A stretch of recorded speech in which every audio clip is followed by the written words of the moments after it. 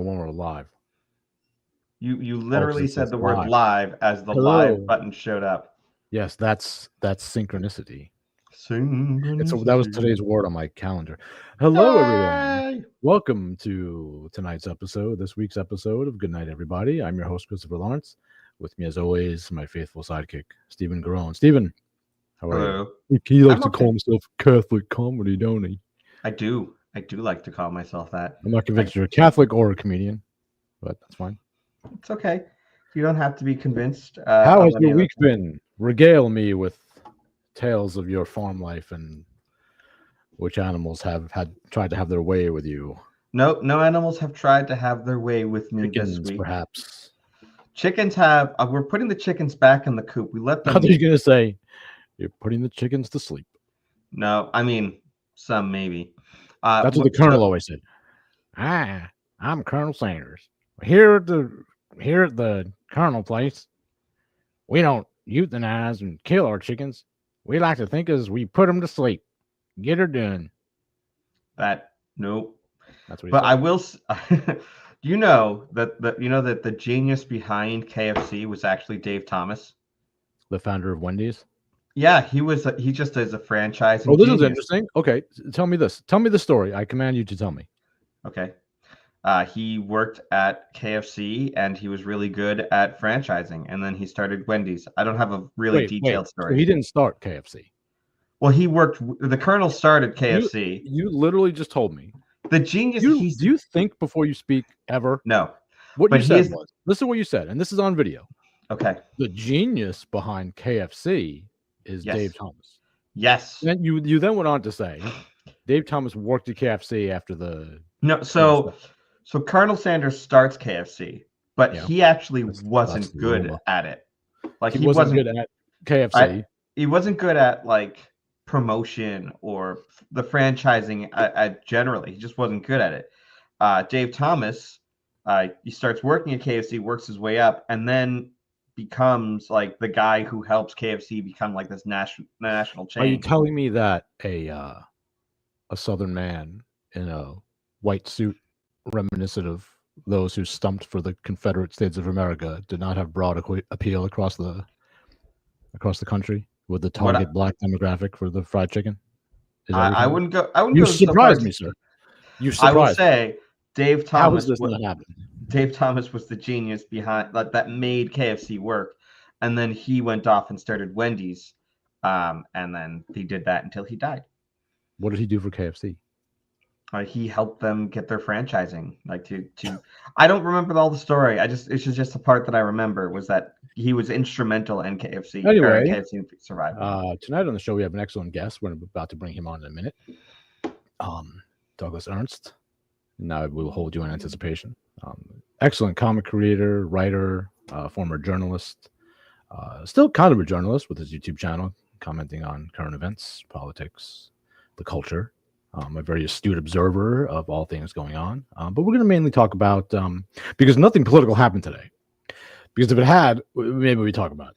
But since it didn't at all, we're just going to mostly talk about creativity and comics and big news, big developments for Douglas's Comic Soul Finder and their publisher, Iconic Comics, and things that tie into some other big publishers. All kinds of stuff like that. Stephen, you get to tell me one more story. Oh, just make it good. So yesterday, it does not need to be fast food related. No, it's not. Yesterday, I was actually. Did I ever tell you the story? This is one of my favorite stories. You know David Spade, the little fella there. Yes, I'm aware of David Spade. And he lives here. He had that big. What? He lives in Arizona. Arizona. He's from there. He doesn't live there. I'm pretty sure he lives in Arizona. Yeah. Is he back in Arizona? Last I checked, yeah. So. I love this story. This is a good story. One day he was like outside some club or something in LA, and John Lovitz pulls up in the blue Lamborghini, and Lovitz rolls down the window in front of Spade and says, "My car's blue. Jealous?" And Spade goes, "Well, I think I can get a blue car." And Lovitz goes, "Can you?" And just drives away. That's great. One of my favorite stories. I love that. Anyway, let us bring on. You have no more stories for me. Let us bring on our guest. I command you to now make appear Douglas Ernst. What's up, man? How's it going? Hey, Doug, how are you? Thank you so much Hello. for coming on the show again. Yeah, no, thanks for having me. I appreciate it. Yeah, do you know Steven? Yes and no. On Twitter, yes. In person and on streams, no. So nice to meet you.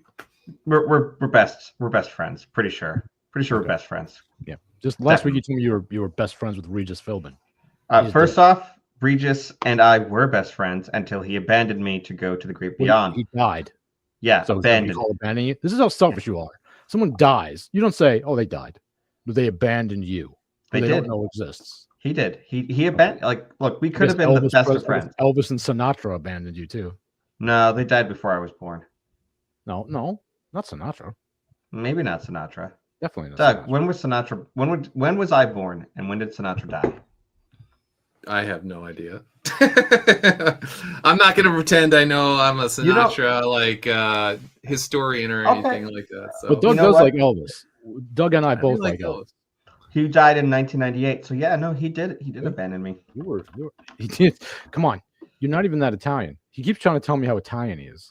My grandfather had him at his had Frank Sinatra show up at his nightclub in New York City. So you didn't tell me your grandfather had a nightclub in New York City. Yeah. Why do you withhold these interesting details and tell me stories about cows and goats? Because if I reveal all the stuff about my grandfather, then I will end up being on like an FBI watch list. Okay, I understand. The statute of limitations is. I wasn't involved in any of it.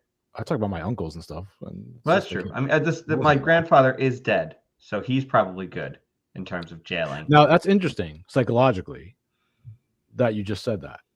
So the only person you've so far referred to who is a literal relative, you just said he's dead.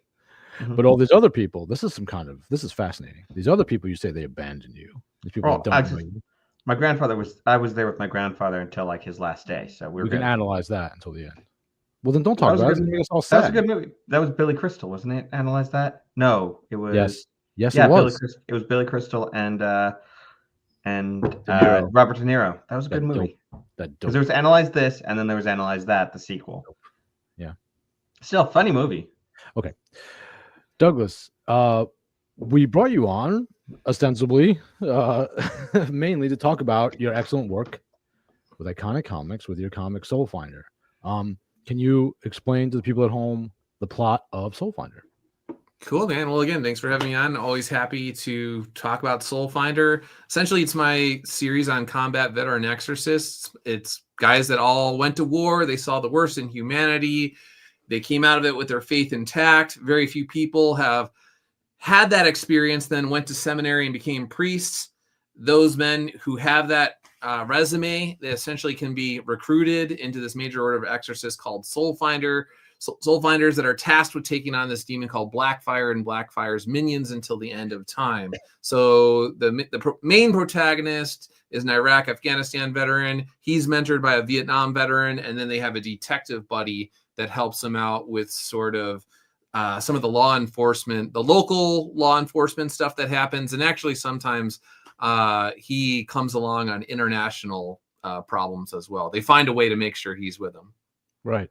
Now, Doug, I know you were in the armed forces, but something I don't think I've ever asked you was the religious life ever something that you considered yourself? That's funny. Yes and no.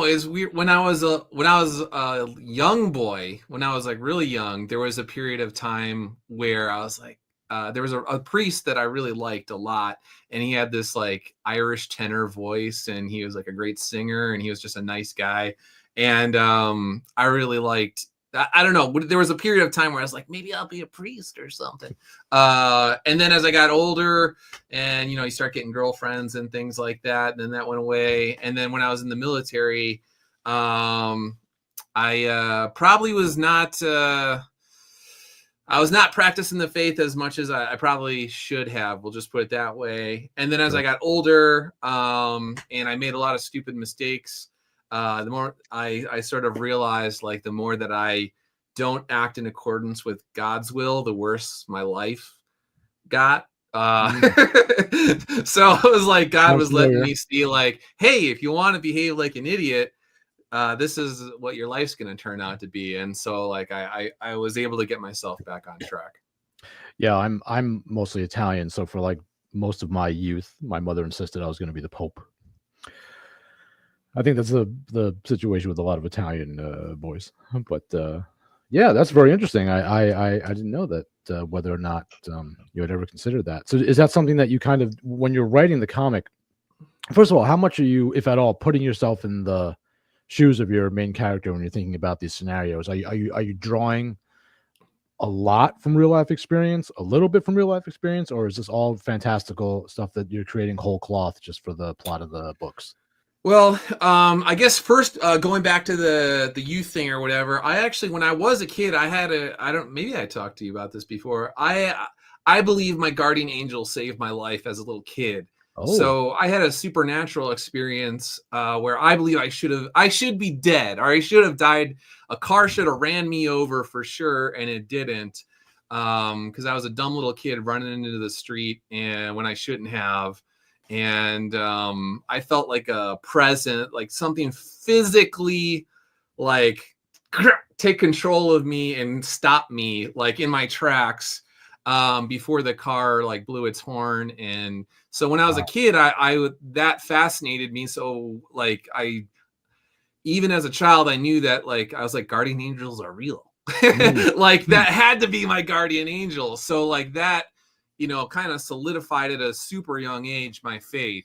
And then that's probably what also helped with the priestly thoughts when I was like a little kid. Sure. So that's that. But then in now, terms of how old were you when this happened? About I want to say it was like second or third grade. There was a snowball fight, and there was kids on one side of the street, and then there were kids on the other side of the street, and they were throwing back and forth. And then I got a running start. I had like one kid like in my sights, and it's like you got blinders on, and I just started charging. And then like I said, something basically just like froze me. Wow. And like I didn't understand it. And then I heard like, tires screeching and the horn, and then like the car, like, basically it was one of those like movie-esque sort of thing where it like just stops like right before you or whatever, and it's like right there. And then you're just like slowly back away. You're a kid and they can't really get angry at you because you're a stupid kid. Yeah. And then whatever. But in my head as a kid, I knew even then, I was like, I didn't stop myself. Like I should have hit like, my brain started, and I knew about like, my grandma, my mom had talked about guardian angel. I was like, that had to have been my guardian angel. So you did tell people. That was going to be my next question was, did you tell anybody? No, this? Not. Okay. That gets into like stuff with my family, and my family doesn't talk about stuff. Okay. So like it's one of those things where it's just like I just kept it like within myself. Wow. For like the longest time, and then I think I told my like future wife when I was in college. I told my wife about it. I probably told my oldest brother at some point in time. But for the most part, I just like kind of kept it to myself. And then even when I was an adult, I had another instance where I should have been in a car accident, and actually twice. And I literally heard a voice that like an audible voice that just said, "Don't go," or like "Stop," Wow. And then I was like, what the hell? Like I was like, what? And then there was a red light, and a car just went like 75 miles an hour through the red light. Like I had the right of way. I was supposed to go. Yeah. And I heard that voice that was just like, "Don't go, stop." It was like really like, but it was clear. And then I was like, what? And then the car went through the light or whatever. And then I was just like, I literally would have been dead if I just like went like I normally go, so there's been multiple times in my life where I believe my guardian angel actually saved my life. Okay, well that begs the question then. I need to ask: have you experienced paranormal activity coming from the other side, the other direction? We may have talked about this. I'm not sure. My wife doesn't believe me, but one night when I was in the house that I grew up in, this was when I came back, when I graduated from college. I woke up in the middle of the night, and there was a ghost cat by my door. and it was walking, and then I was like, oh crap, and it like walked and it jumped up on my bed, and then I like freaked out and I like jumped out of bed and I tried to put the light on, but my light the light bulb didn't freaking work. And so I was like, and I was looking and the cat was still just like sitting there. And then I ran downstairs and we had this like big strobe light, like a flashlight thing. And I don't even know why. I was just like, I need a light. And I ran down and then I came back up with the stupid strobe light flashlight thing. And I came and it was gone. So it was the ghost cat. But my wife's like, there is no such thing as ghost cat. Well, I was gonna ask. Okay, so this is the follow up to that then.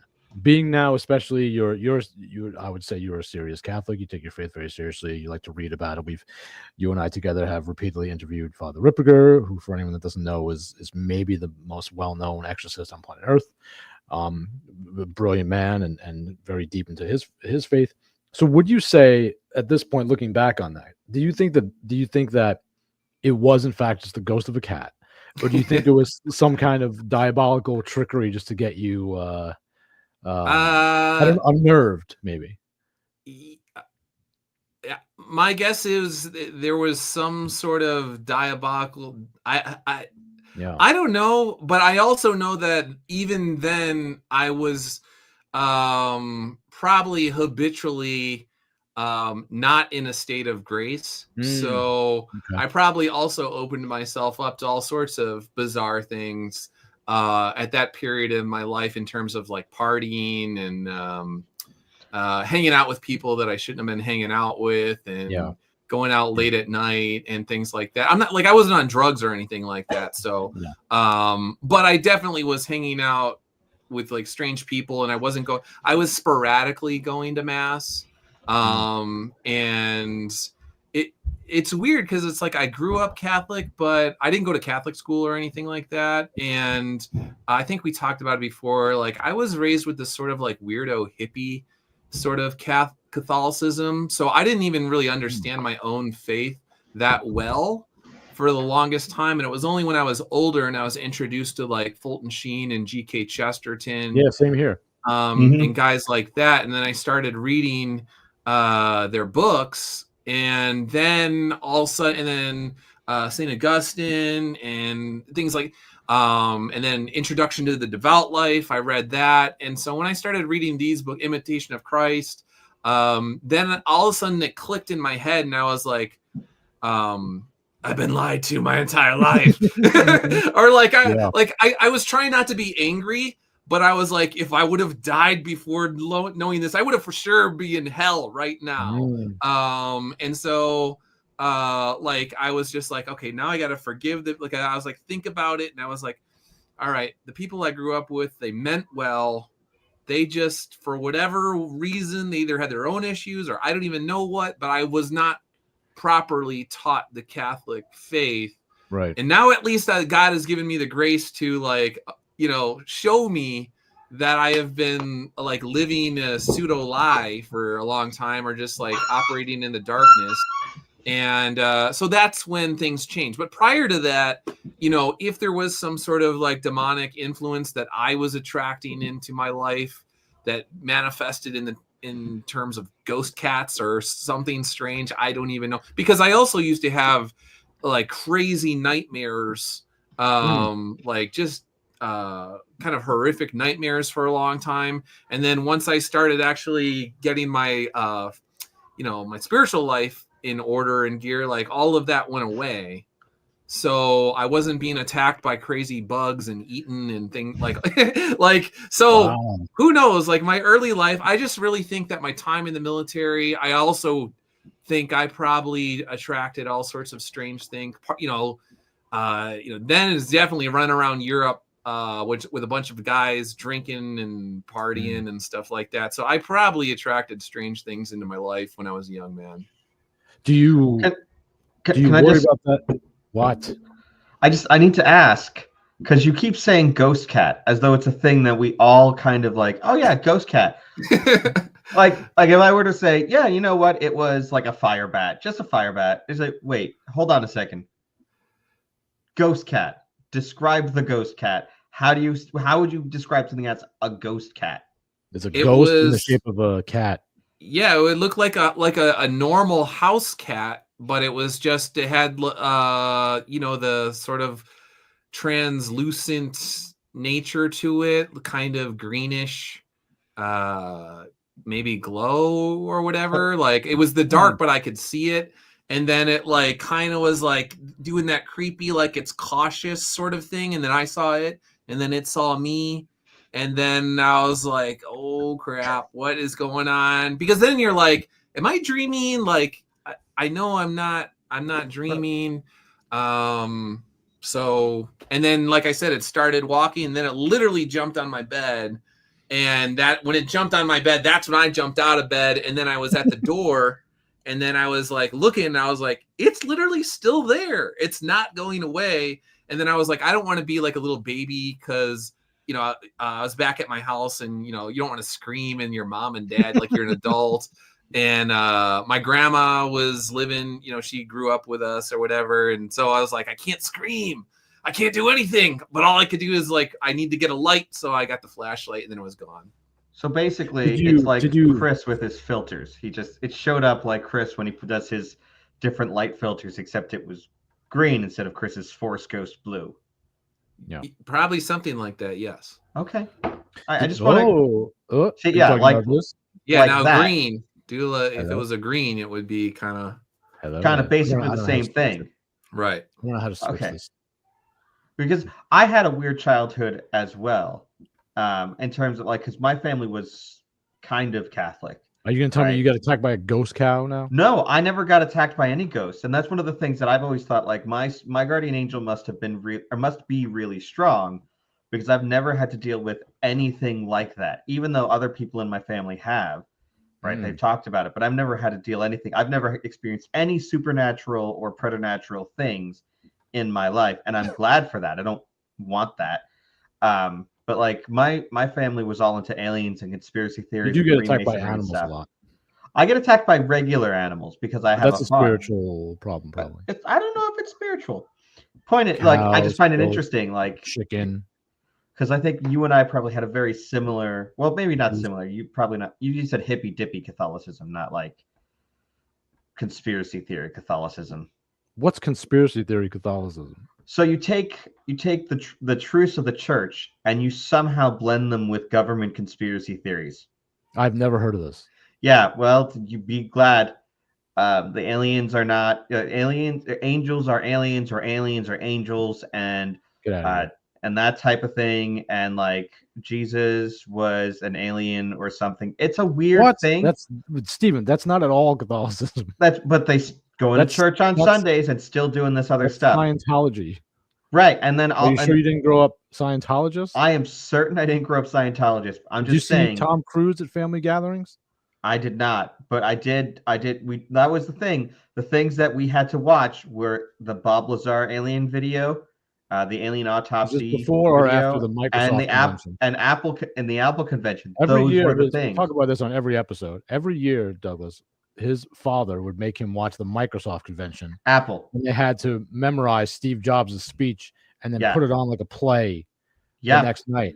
And like, we wouldn't get to eat. We would have to, he would record it. We'd watch it live, and then he would record it, and then we would rewatch the highlights. And this was on VHS. This was back with the Newton when the Newton came out. Explain to the children at home what the VHS is. It's a tape. It's like a. Explain to the children at home what the tape is. It's so think of a DVD, which is like a digital. Explain to the young people at home what a DVD is. Everything's digital now. I know. It's like, imagine if instead of having to go to Netflix, you would have to pull a. Explain to the young people at home what Netflix is, because everybody's using the torrents now. You know what? It's like a streaming service, but it's plastic, and it's like big. Now explain plastic. Everyone knows plastic these days. Okay. Everyone has to know plastic. What were you Doug, saying? help me out. I'm not gonna. He'll turn his sights on me if I start getting involved. So I'm gonna. But I mean, it's like I think a lot of us cradle Catholics had some sort of weird upbringing where like it was like our parents were Catholic, but it's like not the perennial truths of the church, but like a social gathering every Sunday, and then otherwise it was And whatever aliens. And aliens. Yeah, hodgepodge like of we would go to church every Sunday, but we never talked about faith outside of church. So it was like you go and then you come back, or then you go to, like, if you played Pee Wee football, like I played Pee Wee football, you go to your football game, or you go to your soccer game, or whatever it was. And then, you never said like grace until like Thanksgiving was like when we would say grace. Maybe Easter and Christmas or something like that, I guess. But like there was no like prayers, there was no like saying the rosary for sure or anything like I had a rosary, but it was just a decoration that me too. Like my grandma, she had like my grandmother would pray the rosary every day though, but she never like taught us to do it for some reason. We would see her do it, but it wasn't explained. And we would go to church every Sunday. But yeah, we would talk about. Well, mine was weird because my parents got into. I think it was just the time they got into like the occult, like seances and crystals and all that stuff. And I remember that too. If you asked them, they would say, "Well, we're devout Catholics, mass every Sunday, and we believe them." But at the same time, they made room for this clearly contradictory practice, which was it caused a lot. I mean, I could tell you, it caused a lot. My parents went to psychics. My parents went to psychics all the time. Briefly ran a psychic line. And they didn't think anything. They were just like, "Oh, this is just fine." My mother went to who's that John something, whatever, that like famous guy. I know what you're talking about. Yeah, but like he would have like an auditorium filled with people, and he would just be like, "Huh," and like he specifically, I wasn't there, but he specifically called me out to my mother as someone, interesting in her life. I was like, "No." You don't want to catch the Sauron's eye of the psychic. Yeah, no, I was like, I was like, oh, you have a son, and you got to talk, and the stuff to talk to your son about. Stephen? Did you, and Doug too? Did you know that this stuff was a little wonky? Or were you like, well, this is because I always felt like I knew that stuff was weird when my parents would get involved in it, but I was preoccupied, like it was hockey and martial arts 24/7 when I was in school, so I wasn't thinking about it too much. Like this is back in the day when kids would be outside. We were doing karate, Shotokan karate, and then we were playing every form of hockey, roller hockey, deck hockey, ice hockey. Roller hockey. So, because I'm from Long Island where we get the cold, and I'm in Texas now. And, but I always felt like I could sense something was, even though I was not catechized, at all, I could just sense for me, it was just like, yeah, Jesus is this really nice guy. He's just like a nice guy.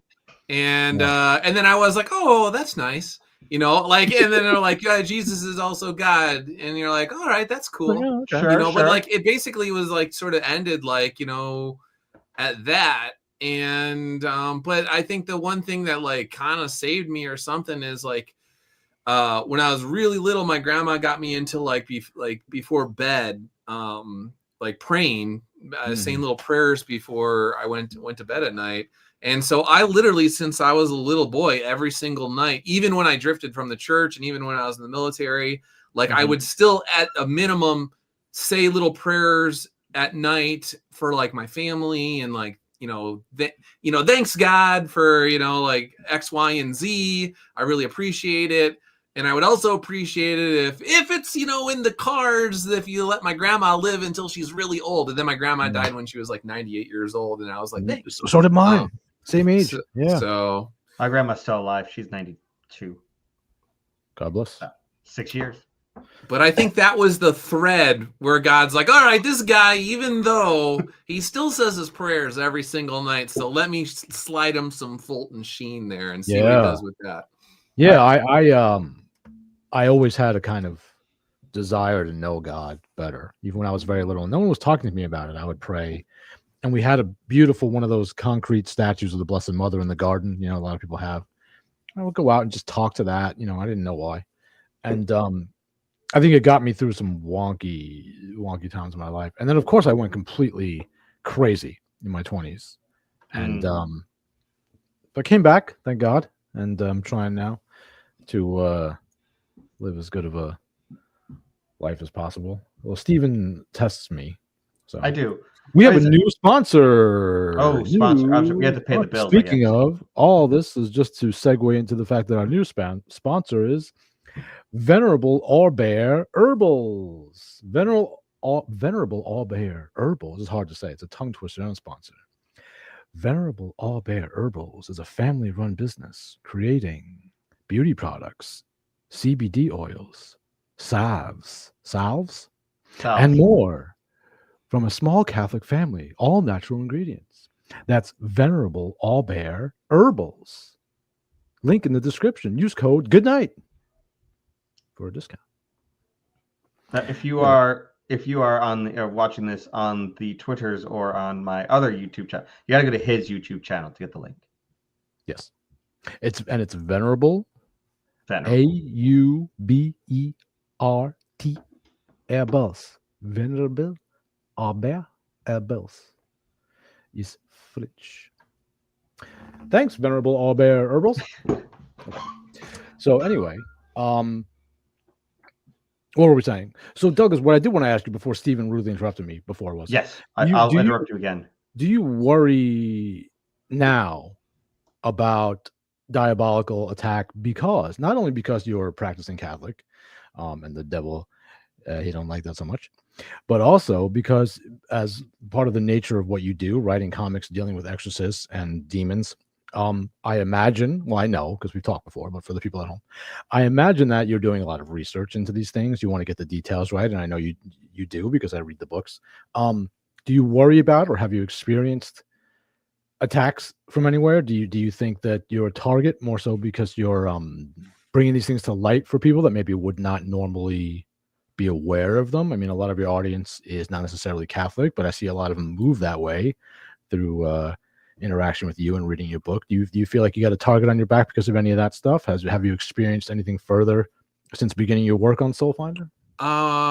When I was a young man, I was demonically attacked and I didn't know it until basically I started doing the Soul Finder research and looking into exorcisms and the demonic, and then it finally clicked, like I was under a demonic attack, like when I was in my early 20s or whatever, and I didn't even realize that is what had happened to me. So once I started learning about it, I realized something that happened when I was a young man in terms of this like rage that just came over me, and like I wanted to hurt somebody really, really bad. I don't know, it's like awkward to even like talk about this.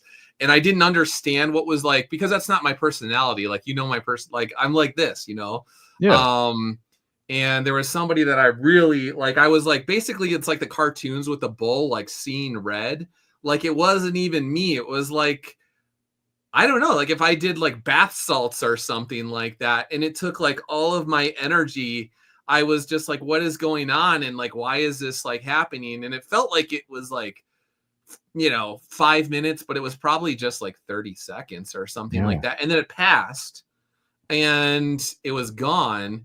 But it freaked me out and I didn't understand what it was. And I was just like, did I like lose my mind? Like, what is going on? I was like, really, and it never happened again throughout my life. But then I was just like, when I was older and then I was doing Soul Finder and I was looking back at that, I was like, if I had like weirdly given into that a demonic attack or whatever was going on, I would literally be in jail right now. So Yeah.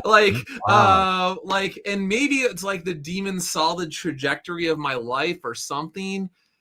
I don't even know. Like, I'm just like, but I know that like it would have changed everything. So there was like that. And then whenever I put out a Soul Finder book, there has been like super bizarre stuff with like nightmares, but like I believe that they're demonically influenced nightmares, and sleep paralysis, weirdo black demonic figure sort of thing that will happen before the book comes out or something like that. And then there was also another like pseudo dream thing that I tweeted about. Maybe you saw it when I was in North Carolina at a show. I was at a hotel and that was super crazy in terms of because they're lucid dreams, and like basically I woke up in my room, in my dream, in my hotel room, and I was sucked up into this black tornado, and it was like just hyper realistic. Like it was like I'm talking to you, like you wouldn't even know the difference. And it was super scary. And then I literally started praying, and eventually it just like dissipated, and then it went away. And then I woke up, and I had my alarm set for like a really weird time, like, you know, because I had to get to the airport. And for some reason, like my alarm was at like 4:05 or something like that. And I woke up and I was like, am I still dreaming? Is this still a lucid dream? No, I'm up. And then as soon as I realized I was up, then my alarm went off, like right then. Wow. So because in my lucid dream, that's the other thing is like I woke up to my alarm, and then and that's why I initially thought it was real. And then that's when whatever. So then it was like doubly, and then I had this like super crazy chill, you know, like go down your spine that I can't explain it, like, but I was just, all I knew is like I got to get out of this room. Like there was like a feeling. I'm like, I just like gathered everything up. I was like, I don't know what's going on with this hotel room, but there's like a evil air about it, and I'm just like, I'm out of here, bye, and I'm going to the airport as fast as I can. Wow. And then there was a priest who told me, he's like, actually a lot of weird stuff goes down in hotel rooms, so Yeah, I've heard that. you should probably like, you know, bless your hotel room and claim the hotel room for like Christ when you get there. And I was like, actually that's a really good idea, I didn't even think about that. He's like, yeah, maybe there's some, you know, some sick stuff that went down in your hotel room before you were in there or something. I don't know. Yeah. Tornadoes. Steven's told me a lot of sick stuff he did in the hotel room, but we don't want to talk about I've never done anything. Okay, nothing terrible in a hotel room. it. It usually involves sneaking in a chicken. No, never snuck a chicken into a Yeah, hotel you told room. me you snuck I a just chicken. walk through the front door. You didn't say chicken. I was hoping that by the word usage you did. Point choose is that you meant the chicken. You said Sure. a word I'm not going to say. It's okay. And you said I snuck in into the hotel. Your chicken. Okay, sure. This is anyone. That's, I don't want to hear this anymore. home. It's not true. He's got weird animal stuff going on all the time. He got attacked by a cow. I did a cow, but not attacked violently. He got it was assaulted. molested. I was molested by his cow. Attempted molestation, not successful. Well, okay. And you said he learned it from the goats. But yes. Well, I told you the cow was a girl because you told me you didn't know that. I knew the cow was a girl. You said he was going at it with me. Nope. It's bad. And I said, well, it's impossible, Stephen. It's because it's a cow. This is a female. Wow. We just kind of went straight off the reservation there. Went down a strange alley. Stephen, I have to live with these thoughts you put in my head. So it's healthy for me to vent. Let other people know, you know, so you can see that this is not normal. I think it's just like you're causing scandal. I think this is scandal causing. Oh, it's my fault. I taught your cow how to do that. Blame me. You know, I wouldn't be surprised. Did you know, Doug? I don't know where your cow is. He spent. I've never met your cow. Pretending that he didn't know who I was. A whole year. I don't know what you're talking about. I would like text him like, "Hey, how things going?" And he'd be like, "Who is this?" Like, it's Steven. Steven, I don't know Steven. Catholic Comedy. I don't know. I've never talked. Like, is this Chris? No, this is not Chris. Like, this is the phone and the number on my phone. And then like, this does not sound familiar. Legit, it was. Did you ever think maybe it wasn't me? It was you because you text me now with the same number that I was talking to. Well, I changed my number back. Oh, you changed it back. Okay, that's the thing that happens. This guy, that's a true story. What is? That you? Yeah, about the cow. I know. No, you pretended you didn't know who I was for a year. That doesn't sound like me. It doesn't sound like me. Doug, back me up. Help me out here. That sounds like you. Well, I've never done that to Doug. Why would I just? Why would I just do that to you? I don't understand it myself. I don't think that was me. Anyway, our other sponsor, Poggers. People who are loyal viewers of the show know about Poggers. Poggers energy and hydration drink mixes. At Poggers, we know that, you know what? Good grief. Energy isn't just about fuel, but about fueling the perfect balance between focus, stamina, and hydration. I'm so parched. I'm Stephen Garone. My cow's been chasing me all over the farmyard. I'm just worn out now. If only I had some Poggers to hydrate myself with. Poggers. At Poggers, we're dedicated to crafting energy and hydration solutions that don't just keep you going, but keep you in the zone. Poggers.shop. Try some of their delicious hydration, energizing, and sleep fuel. Get a good night's sleep with Poggers. Also available stickers, shakers, and lots of other merchandise. Poggers.shop. Links in the description of the show. Poggers. Thanks, Poggers. Douglas, how about do me a favor, because Steven doesn't do any preparation. Could you explain to him a little more in depth the plot and the storyline with spoiler free so far of Soul Finder? So it takes place over the course of multiple decades, but essentially, like I said, it started out, Volume 1 was the origin of an Iraq-Afghanistan veteran named Father Patrick Redder, and his introduction into the Soul Finders started out at a local level, but then with each volume, I sort of wanted to expand the world and show that the demonic is not just relegated to civilian life. So then I wanted to show the consequences of the demonic influencing the highest echelons of the U.S. government, or any government for that matter. So I cemented the guys as a team in Volume 2 and Volume 3. And then in Volume 4, I went back to Vietnam to tell the mentors' origin tale. And then with Volume 5 takes place in the 80s and will during the Cold War, and will actually be the origin story of the villain that was introduced in Volume 2.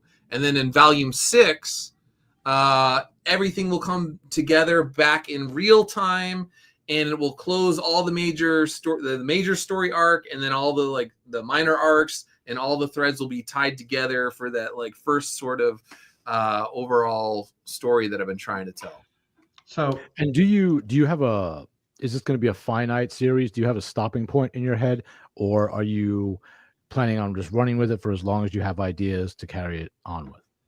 No, I mean, the cool thing about Soul Finders is that as long as they have experience in, I could go back to the Civil War, I could tell a Civil War era tale, I could go to World War I, any sort of era I want to tell a story, and I could do that. And even with the last one, Volume 4, Tunnel Hounds. Tunnel Hounds. This was just a straight up military tale. Obviously, it did include a Soul Finder in it, but so I can just fool around with different eras. I could do short stories. I've been putting out short stories. Here's Noctis Terrare. Sorry if my Latin's not that great, but Night Terrors. Speaking of nightmares and demons messing with people at night, maybe pseudo influenced by some of that stuff that I was talking about earlier. But so yeah, I mean, I want to just keep going. The main thing is, as long as I have an artist like Matt Weldon.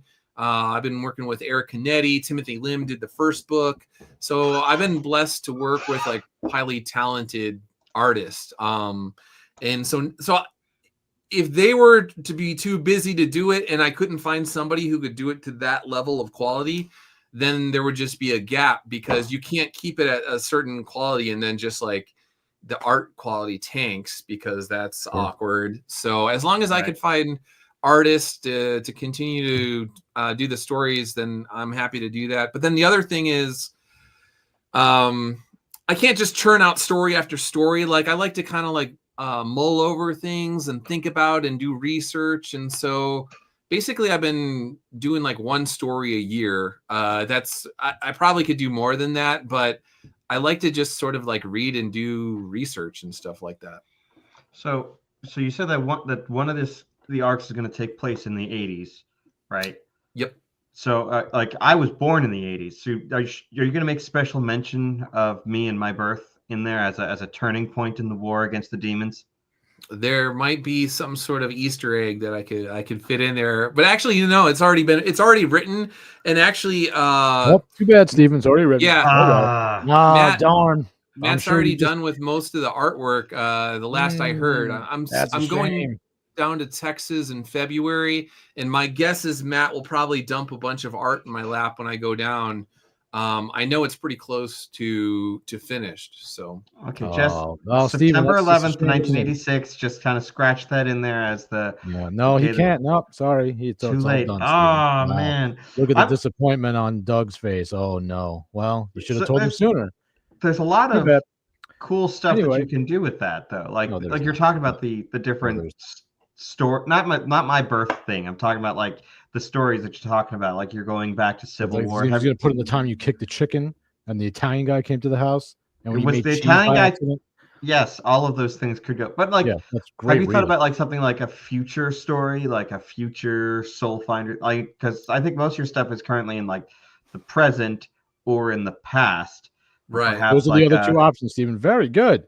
If we take away the future, everything I don't must be know if either you've in the done anything present in or the like past. you thought about. Good job. One of my readers wanted a cyberpunk Soul Finder story, and so then I was like, "Ooh, that would be pretty challenging." And so I have like the germ of an idea, and I was like, "All right, I think that would allow me to do all sorts of stuff with like genetic engineering and biohacking and Gattaca. AI and those sorts of things." And so I was like, "All right, I could think of how to do it," but that's sort of like on the back burner. But I was like, all right, I do have the idea of what life would be like for a soul finder in a world filled with like, people that are genetically modified. And I've got an idea. Vampires. I do have a story with vampires. See, Stephen, that's how you come up with a good idea. Okay, how about spitballing here? Okay, you hear of the 3 Days of Darkness? Yes. You can do something set in like that and the aftermath of the 3 Days of Darkness. That could be interesting. Why are you doing this? I'm pitching. Okay. No, that's actually for me. That's a bad. Anytime somebody does that, it basically I cross it off the list, so I don't do it because I don't. You set yourself up for people like he stole my idea and it was all mine and blah blah blah and all this sort of stuff. So even if you're like the nicest guy in the world, there's like 10 people out there that are jerks and they would be like, Doug Ernst stole my idea, and then they would create a like YouTube channel dedicated to saying that Douglas, I don't think Steven knows, but it still blows my mind how toxic the small comic book community is. I mean, it's pretty divisive that there's one side. If we're going to use the term sides, let's use the term sides. There's this dichotomy where there's like the good guys, for lack of a better term, you and Iconic, and I'm slightly familiar with Eric July, not overly familiar. Maybe we can talk a little bit about that. That's his name, right? Rippaverse.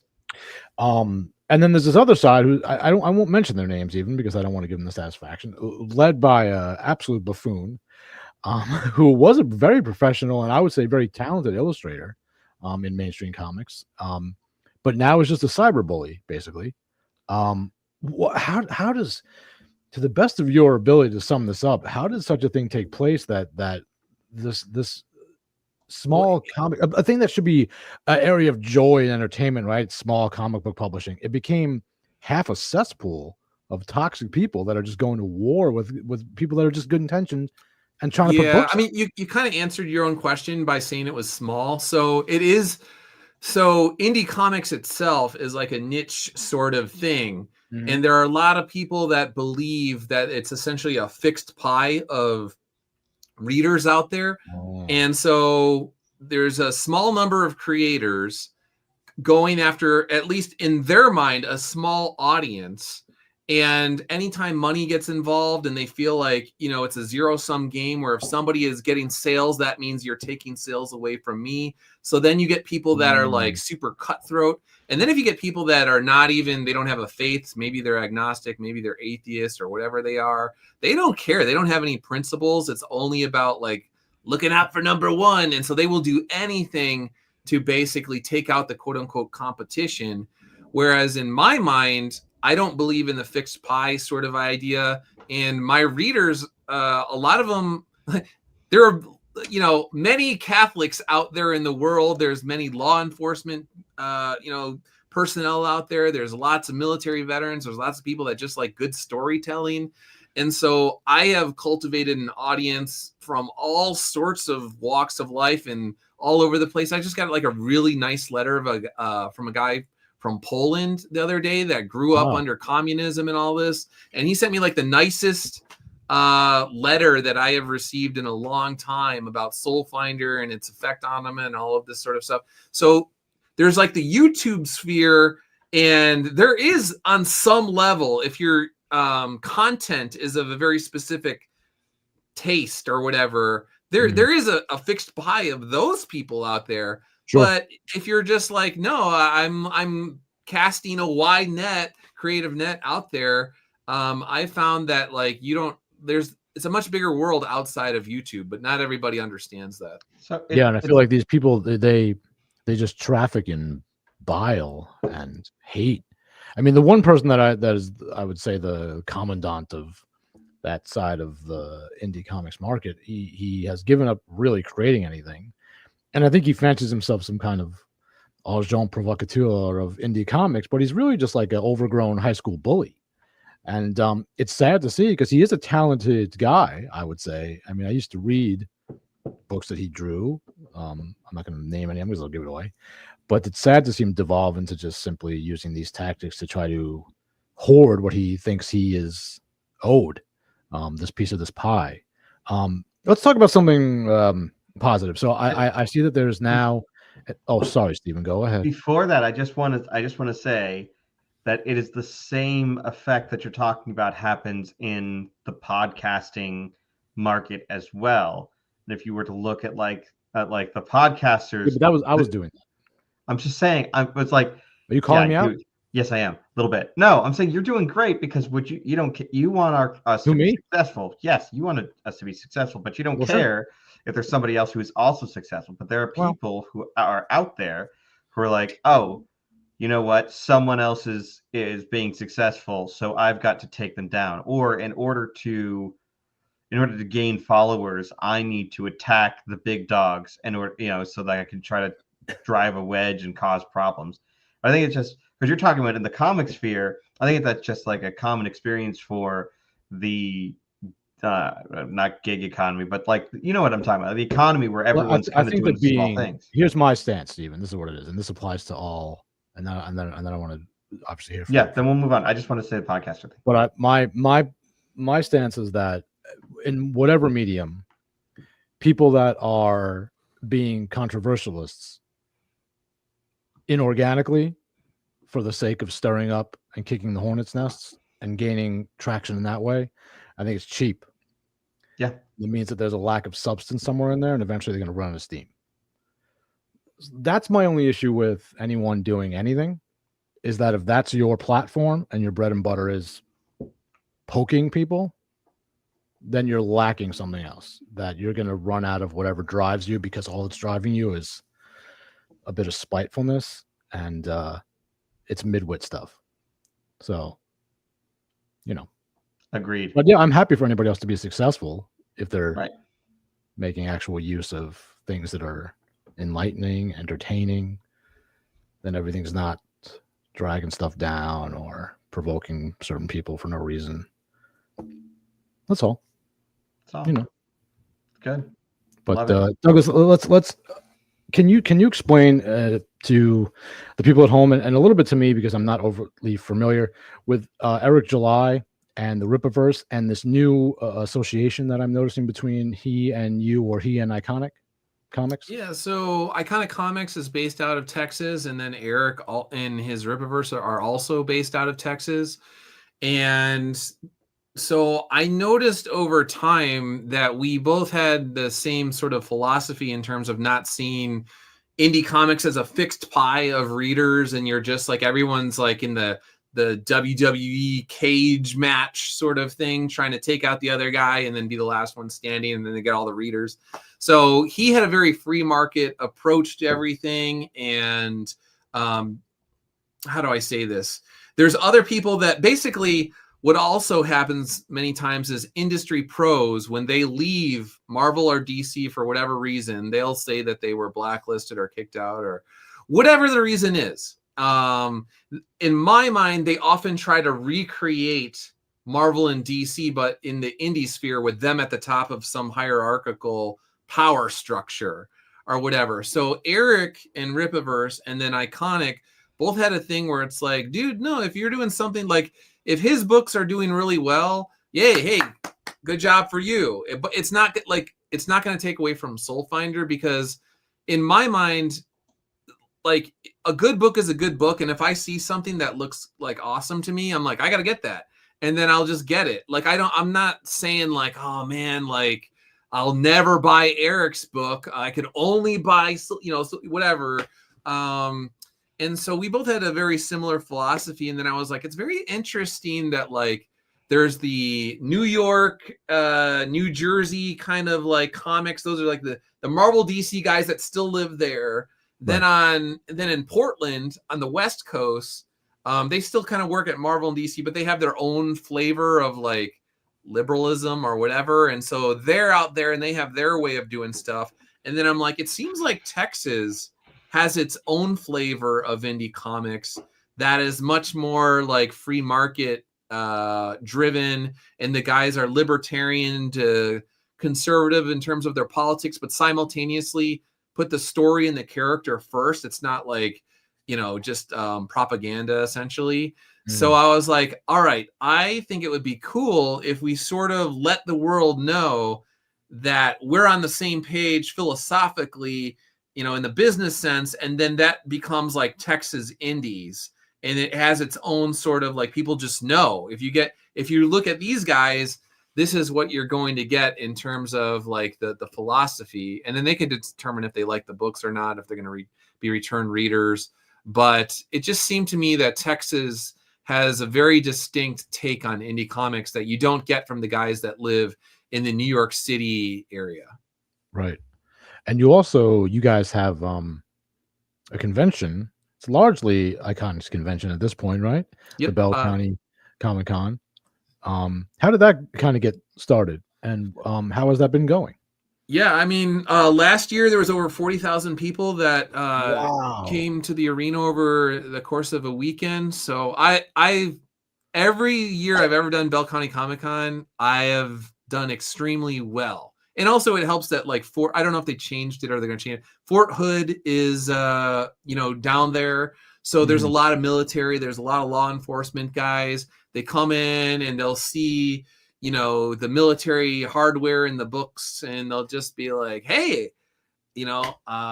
that's whatever, like blah, blah, Apache or whatever is like, oh, there's a Black Hawk or whatever. And so they're like, that's what I fly, or I flew that when I was in, and blah, blah, blah. Or, oh, hey, there's a saw. I love the saw. And so I've always done really well. It continues to grow. And actually now there's Anime Sunika is in February. I'm not going to have a booth, but I'll be in Texas during that. So I'll probably be hanging out. But so there's 2 shows, and the guy who runs Iconic Comics, he started the show like years ago. He kind of wanted to give back to his community, because most of the stuff takes place in, like Dallas and Houston. And so he wanted to sort of give back and create something in his neck of the woods that would actually be a magnet for people from the bigger cities to come, to him, or to, his neck of the woods. So it's continued to grow. It's been awesome. Iconic Comics hosts it, and it's just been awesome. That's really cool. Steven, are you a comic book reader? Were you a comic book reader? What were you reading, reading comics? I'd never really read a whole You've never lot read of a comic? I've read comics. I read. Okay. I think I read some of the first volume of Soul Finder. Just You know because what? There's a comic book called The Tick, which is one of my favorites of all time. And Tick you is would good. like it. You know why? Because one of the villains is the man-eating cow, and that's right up your alley. I used to read. I've read like some of the DC stuff. I was always a big DC guy when I was growing up. But I've started reading some of like the more of the indie comics, like the iconic comic ones. So picking those up. Which ones? It was Common America You and read Soul that? You read Finder. Common America? I read the first volume, I think, of it. Who's your favorite character in Common America? Man, that's gonna be so tough because now Yeah. I had to remember. It shouldn't be that tough. I'm just because Since you read it, you know. I liked the Russian chick. I can't remember her name, but you know what I'm talking about. I know what you're talking about. Sure. Yeah. So that's that. You're trying to figure out if you do. I read it once, and I gotta put him on the hot seat, man. That's what he does. He's It's what he does. No, it's fine. No, I did like it, and I wanted to read more of it. I just haven't gotten around to it. Yeah. I'm busy. I'm a busy anyway, guy. check out The Tick, the man-eating cow. The man-eating cow. Man-eating cow. Very true. So you don't read comics currently. What about when you were a kid? When I was a kid, my brother had all the comics. I wasn't allowed to touch them. So my brother would have them. So we had he got like the when Superman died, he had that, and he would put them all in their little plastic cases inside of boxes, and he'd store them. And I think at some point he sold them all because he grew out of it, and I never got them. So I never really. I was given the Mickey Mouse comics and the Donald Duck comics. What were you into when you were young? You weren't reading comics. What? I was watching TV mostly, Simpsons, Animaniacs, Freakazoid, stuff like that. Yeah, Animaniacs and Freakazoid. Yeah, I mean that's what I would do. Future guests on the show, John McCann and Paul Rugg, two of the head writers on Animaniacs, Freakazoid. Close personal friends of mine now. They are not besties. They are not. We are besties. Just like you said last week, Dom DeLuise is your best friend. He's dead too. Dom DeLuise could have been, and you know what? I think it would have worked out. We've been good friends. But you. Bob Newhart too. Bob Newhart. Now that's I feel like I failed in not reaching out to him because there was an overlap between when I started Catholic comedy and when he died, and I did not realize he was Catholic at the time, so we never connected. Yeah, you can't just talk to any person that's Catholic, right? They're not just. I can. I mean, I can. I just whether or not they respond to you is what I'm saying. Yeah, that's probably the problem. Otherwise, we'd have Mel Gibson on the show right now. I mean, we could have Mel Gibson on the show. I don't know. It's just he's so busy. He's so busy. How could we? I can give him a call. A call. Yeah, I'll just call him. Want me to call him right now? Call Mel. Sure. Yeah, go ahead. You know what? It's late where he's at, so it's probably. Where is he? How do you know? No, because he's in the for the It's 8:00 if he's in California, which he is. He's not in California right now. His house burned down. He's at Mar-a-Lago partying it up. Is he really? I have no idea. I'm lying through my teeth here, trying to be an entertaining co-host. Keep trying. Nah, yeah, I fail all the time. Do you have any questions for Douglas? I like your hat. That's not a question, Steven. Oh, sorry. Okay, so behind you on your bookshelf, it's been the whole time I've been staring. I think we have the same collection of C.S. Lewis's books. Yeah. That like with it's like has like the colors on the top and the white in the middle. That's correct. C.S. Lewis. I have that. Yeah, it was a box set. I got it from Amazon, I think. I don't know where you got it from. What is your favorite book that's on that bookshelf? Oh, that's a good question. Fiction or nonfiction? Let's go with nonfiction. And then fiction. And then fiction. And then a mix between the two. A historical fiction, I think, is a mix of fiction and nonfiction. So I got to take my earphones out for a second. That's faction, Malachi Martin would say. Malachi Martin termed the mixture of fiction and nonfiction. All right, so also known as politics. with the nonfiction,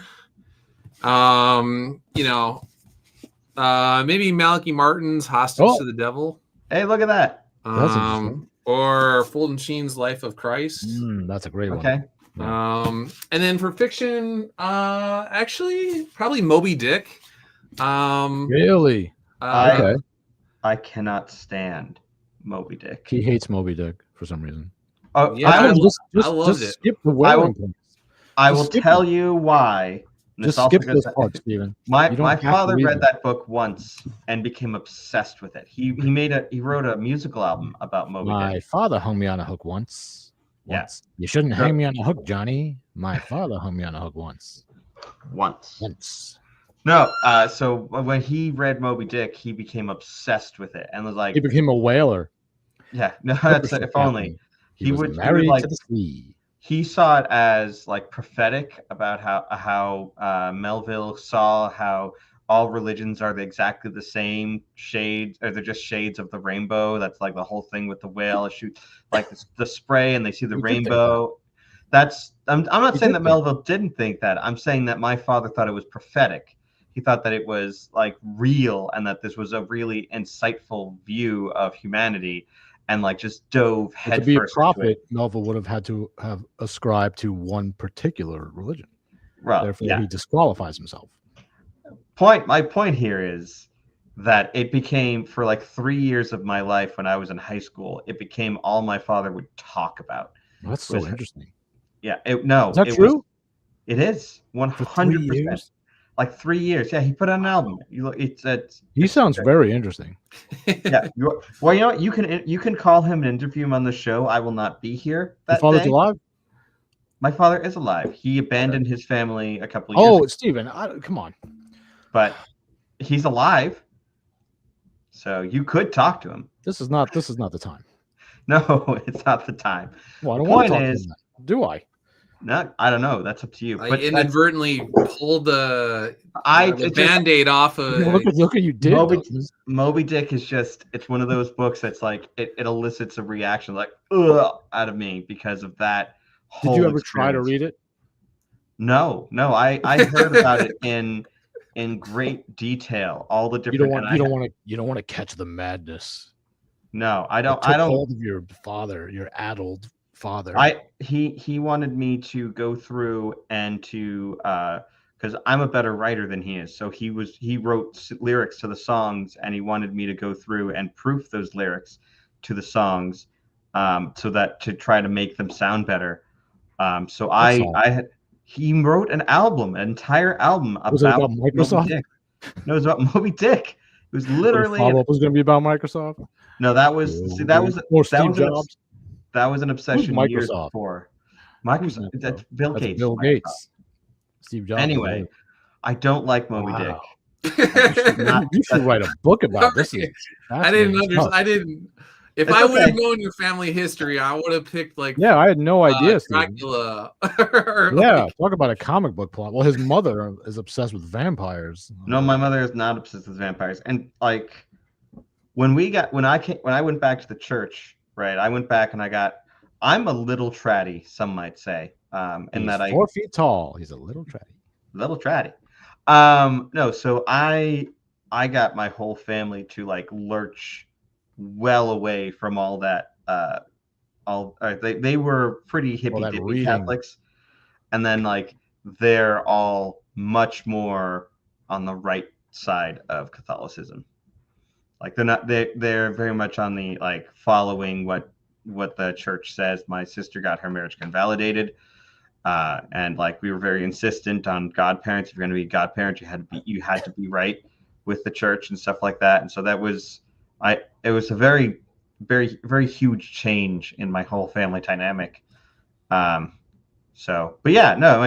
Anyway, this has become Dr. Phil. No. Sorry, Moby Dick is not a book that I enjoy. I'm glad you enjoy it. I don't like it. You should have a good old book burning. Like I know you know what? Count of Monte Cristo is probably my favorite. Count of Monte Cristo. Count of Monte Cristo. Not just the sandwich. The sandwich is good too. Monte Cristo, delicious. But the storyline. What about a croque monsieur? Croque monsieur. I adore a croque monsieur or a croque madame. either You one. can't say, Steven. You can't say that. You can't say You can that. say croque madame. You can't say sandwich. that. It's a sandwich. We're gonna get. This is supposed to be a clean show. It is, and a croque Stop. monsieur. I don't and a care croque who you madame. want to be in a sandwich with. Stop. No, it's just Every time. Count of No, Monte Cristo. and your wife's watching. I don't. You want to be in a woman sandwich? You said. Stop. No, croque You monsieur. just said you want to be in a madam sandwich. I don't No, want. And you said a croque dirty madame. word. Stop. I told you last week it wouldn't be so bad if you would just not keep going every time. Every time. Count of Monte Cristo. I mean, I was watching an anime. Douglas, and you know what he at says the to me time. after the show? Then he says, "My boss was mad." Well, I didn't make. I don't put words in your mouth. My boss could be mad. It's not my Nobody. fault your She boss doesn't is watch mad. the show. Stop saying stuff. Just stop. Count of Monte Cristo is a don't hear fantastic yourself. book. You won't be That's able all to do I'm this saying. live anymore. No, we barely do it live now. First, it's the chicken in the hotel room. Now it's a madam sandwich. I want to be in a madam sandwich, and then he blames me. It's I have no control over what you It's say. just If I did, one is this wouldn't happen. open faced Let's and move one is on. not. That's all there is. I don't want to. No, stop. I don't want to hear about open legs. I don't want to hear about your madam sandwich. I don't want to hear about this. I'm a married man and a good Christian. Now stop. Stop. There are children watching this. We got a comic book guy on for crying out loud. Okay, Are you done? I'm I done. don't even remember what I was talking about now. You've made me so crazy. We were talking about favorite books. We're losing sponsors left and right. We only have 2. 2 more than we had 2 weeks ago. So that's really good. Well, yeah, no thanks to you. No thanks to me. 100% One no is thanks a to me. Catholic CBD oil, and it doesn't get you high. It does not get you high. Good. Very good. And stop asking me, Stephen. It will not get you. No matter how much you drink, it will not get you high. Okay? Okay. Stop asking me. You heard about the discount on CBD oil. You got all excited. It's not for that. It comes from that plant, but it's innocuous. It will not. It's just good for you. Just good for you. Good for Okay. it's like a beauty product. For your hands. So stop asking me. Okay? Can we get back on track? I'm not sure we were ever on track, but let's try. Yeah, we were. We were having a perfectly fine professional interview, and then you started. Who said you could start? What's your favorite nonfiction or fiction book, Chris? Who, me? Yeah, you. I don't read a lot of books. Remember we talked about this last week. I said you read a lot, and then you got to wear big old goofy glasses. Just like I said, the problem. What did I say? I don't know. Yeah, I don't read a lot of books. I like. Oh, you know what I like? I like detective books. Okay. No, my favorite fiction book was The Lord of the Rings. Lord of the Rings? Yeah. Favorite nonfiction Just book? one book. So what was your favorite nonfiction book, Chris? Me? Yeah. Oh boy. Because we had Douglas doing his nonfiction and fiction. We got to do yours. I did my fiction. I'll do nonfiction after you do your non. That's your hard. nonfiction. That's really hard. Lord of the Rings is easy for fiction. Like Yes, it is. Lord of the Rings. But if you ask me like my second favorite fiction book, it'd be really difficult to pick. Nonfiction? I don't know, the Bible. That's good. So you fine. Go with it. Not a book though. I like It's a collection of books.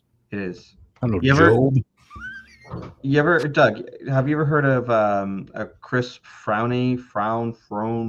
He did the Slaying Dragons books. He's right up your alley.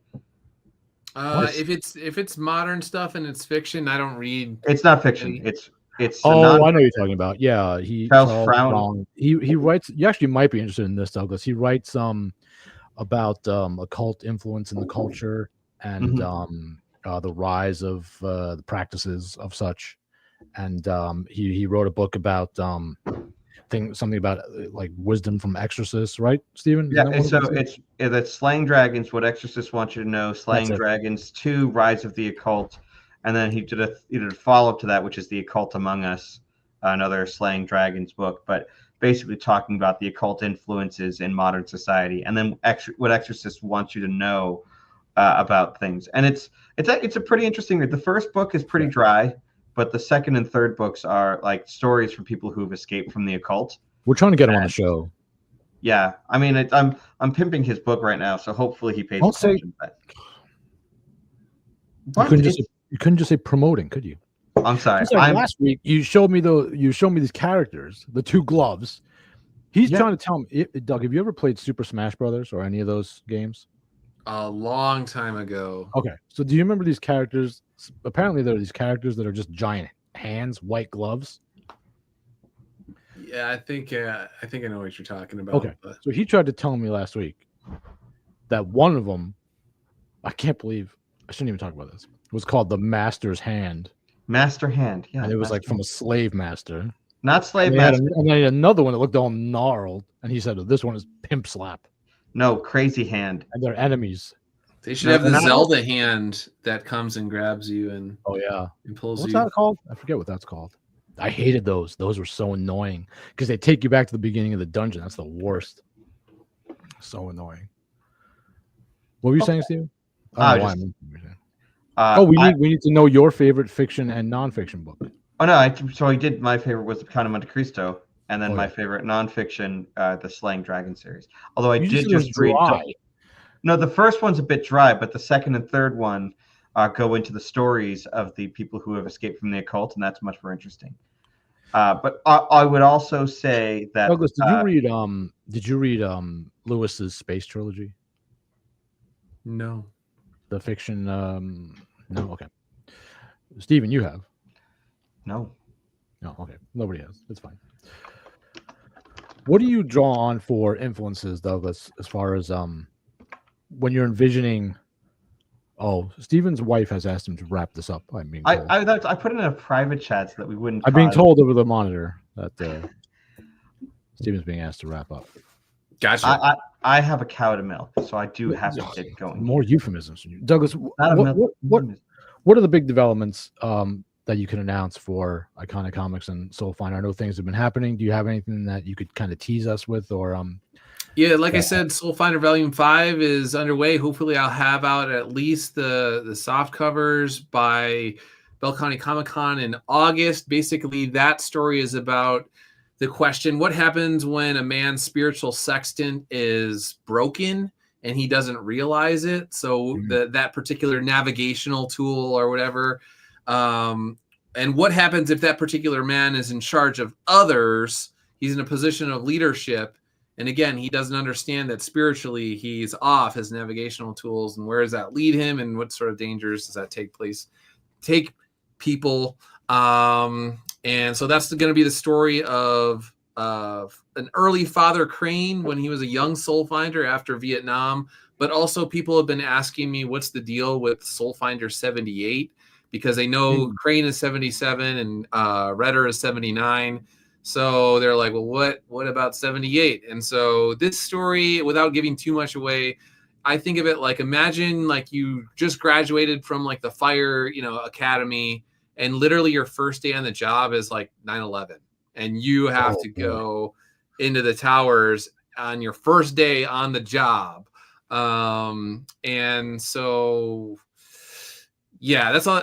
Anyway, so long story short, Soul Finder 78, he has, and this is hinted at in Infinite Ascent Volume 3. There's a little thing where Crane takes out a Polaroid, and he's obviously very sad. So we do know that it is a sad story. Wow. Oh, look forward to that for sure. So that's coming out hopefully later this year. And then there's another short story that I got to get done, but I don't know if it'll be out this year or next year. And then there's some stuff that I could tell you off the grid that I've been working on. But anyway, so that's that. And Bell County Comic Con is this summer, and it should be awesome. And I got to ask you one more thing that I meant to ask a while ago. Have you gotten feedback from clergy members about Soul Finder, about your portrayal of priests and maybe exorcists in particular? And what has the feedback been like? Now I got a lot of positive feedback. Most of the priests have contacted me are very happy with it. There was one who's like literally an exorcist. Actually, a couple of weeks ago, there was a guy on Twitter who said he's done exorcisms or helped out with them, and he was very happy with it, but he wanted more Latin. So I was like, if I could organically make it happen, I will. But at the same time, I got to think about my audience, and there's a good amount of Latin in there, though. Yeah, I know. I was like, you don't want to argue with a priest. So, and he liked the book. So I was just like, all right, I'll try and figure it out. But there was another priest. He is an exorcist on the East Coast, and he contacted me, and he's like, I know this is fiction, and I know a lot of this is like metaphor, but in terms of the underlying theology and like what's going on, he's like, you're basically spot on, dude. Like, good job. He's like, you did your research, and I was like, yeah, I did do a lot of research. So that was nice to hear. Yeah, no, there hasn't. I've gotten a lot of really good feedback from priests, so very happy with it. That's great. I know that there's, something that you had mentioned to me before that I appreciated as a detail was where you said, in doing your research and knowing what you know, that when you do use, for example, the Latin prayers, the binding prayers and such in the book, that you make sure that you use, even though they're coming out of the mouths of exorcists and priests in the book, you make sure you use the versions for laity, because it's laity that are reading them. Right. You don't necessarily need to be reading these prayers that are meant for the exorcist. So I thought that was a great little That's what I told baseball. the priest a couple weeks ago. And then he was like, basically, like, I don't know, I'm reading between the lines. Maybe I'm wrong. He basically was just like, oh yeah, that is a good point. I'm glad you thought about that. Yeah, and I was just like, yeah, no, like these are the things that I do actually, but to a non-Catholics, they will never even know that. No. But like this particular audience, Catholic inside baseball for right. for the people that think about that stuff. Well, Doug, thank you so much. We'll put links to Soul Finder and Iconic Comics in the description of the episode and the show. And Stephen, do you want to do your little plug? Yeah, the St. Philip Neri Festival is coming up. That is February 15th, 2025, which is next month, less than a month away now. If you are in the Phoenix area, please consider coming out to the festival. If you are not, you can make a donation if you'd like. CatholicComedy.com/festival for more details. CatholicComedy.com/festival. We'll be having Paul Rugg, who is a close personal friend of mine now, just saying it. There he goes. And then Jeremy McClellan, who's a stand-up comic. They'll be coming out, and along with a local comedy troupe known as Holy Smoke Comedy, they'll be out there. So we're just going to have a good time. Fun day at the farm with a lot of priest games and some religious that are going to be out there reading stories and having fun time with kids. So we're looking forward to it, and we hope that you all can join us. If you are in the area, and if you're not, you can fly out. And if you can't, then please consider helping with a donation or something like that. Thank you very much, Doug, for joining us today. Thanks, Douglas. Cool. Thank you. All right, everyone, please check out Soul Finder, Iconic Comics, Stephen's St. Philip Neri Festival, Venerable Albert Herbals, and Poggers. Links to all these things in the description of the show. Thank you very much, everyone, for watching. Thank you, Douglas, for being our guest. Thank you, Stephen, for... Good night, everybody. Mwah!